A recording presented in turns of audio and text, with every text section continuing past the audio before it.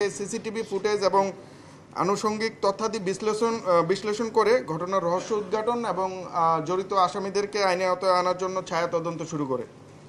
তারই ধারাবাহিকতায় গতকাল রাতে আমরা সাভার থানাধীন বিরুলিয়া এলাকা হতে গোলাম কিবরিয়া হত্যা মামলার এজান নামীয় আসামি এবং হত্যাকাণ্ডের নির্দেশদাতা ও পরিকল্পনাকারী মোহাম্মদ মনির হোসেন ওরফে সোহেল ওরফে পাতা সোহেল এবং জিএমপির টঙ্গী পশ্চিম থানাধীন মাজারবস্তি এলাকা হতে উক্ত হত্যাকাণ্ডের সন্দিগ্ধ ও 18টি মামলার শীর্ষ ও পলাতক সন্ত্রাসী মোহাম্মদ সুজন ওরফে বুকপোড়া সুজনকে গ্রেফতার করি।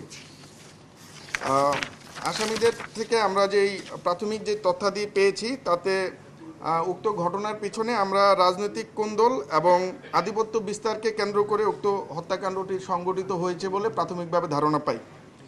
এছাড়াও তারা জানায় যে উক্ত হত্যাকাণ্ডটি সংগঠিত করার পিছনে একটি সুপরিকল্পিত পরিকল্পনা কাজ করে যাতে একটি মোটা অঙ্কের অর্থ লেনদেন হয়। উক্ত আসামিগণ পেশাদার হত্যাকারী এবং তাদের বিরুদ্ধে বিভিন্ন থানায় একাধিক মামলা রয়েছে।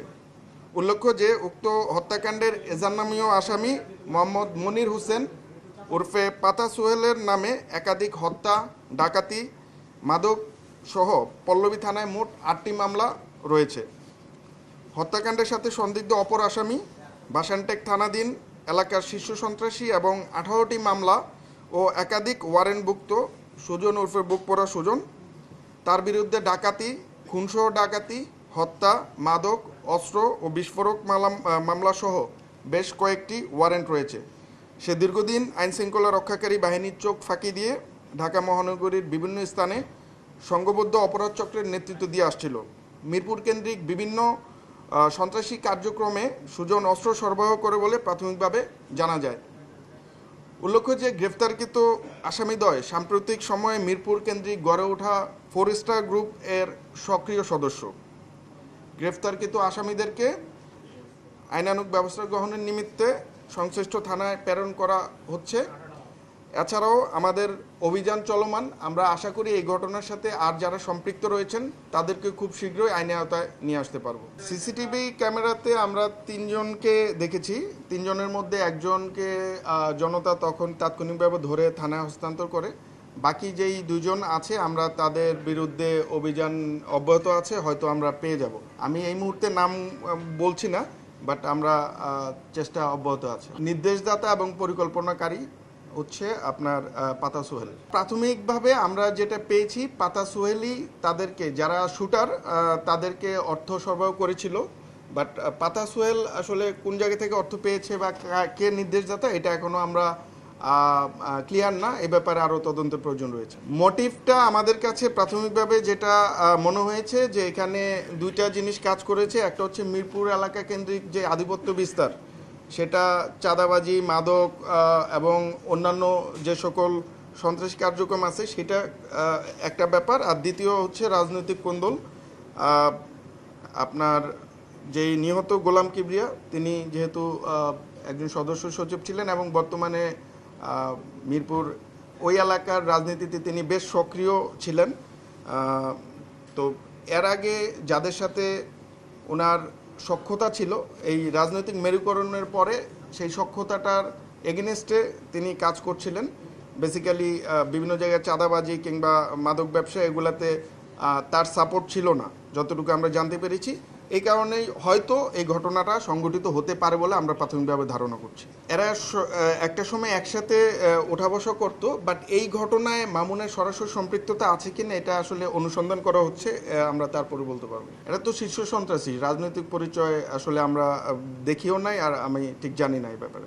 প্রাথমিকভাবে সে আসলে বিভিন্ন জনকে সম্ভবত বিভিন্ন পরিমাণ অ্যামাউন্ট দিয়েছে, তবে জনি যে প্রথমে গ্রেফতার হয়েছে তাকে 30,000 টাকা দেওয়া হয়েছিল, আর বাকিদেরটা এখনও আমাদের কাছে তথ্য নেই। আন্ডারওয়ার্ল্ডের কানেকশন ভাইয়া থাকতে পারে, এটা আসলে এই মুহূর্তে আমরা তো অভিযানটা চলমান। সো আমরা যখন আসলে সবাইকে পাবো তখন হয়তো আরও সূত্রগুলো এক করে আমরা একটা ক্লিয়ার তথ্য দিতে পারবো।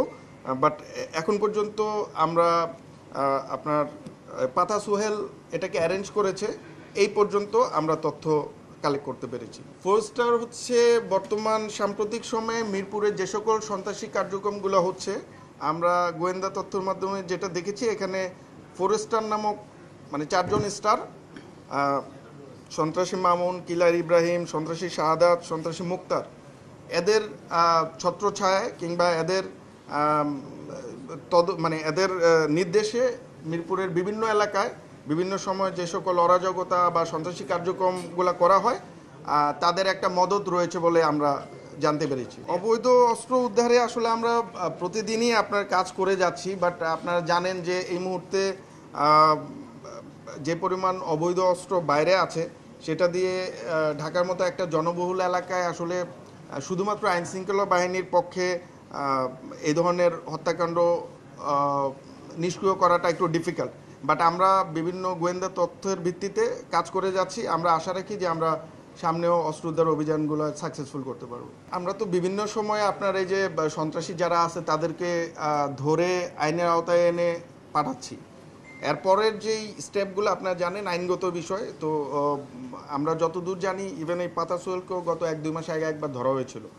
তো বাকিটা আসলে আইনের ব্যাপার। এটা সম্ভবত পাতা সোহেলের উপরেও ইন্ধন থাকতে পারে, বাট এই মুহূর্তে আমাদের কাছে এটা নাই। বাট আমরা অনুমান করতে পারি এখানে উপর থেকে আরও ইন্ধন থাকার সম্ভাবনা আছে।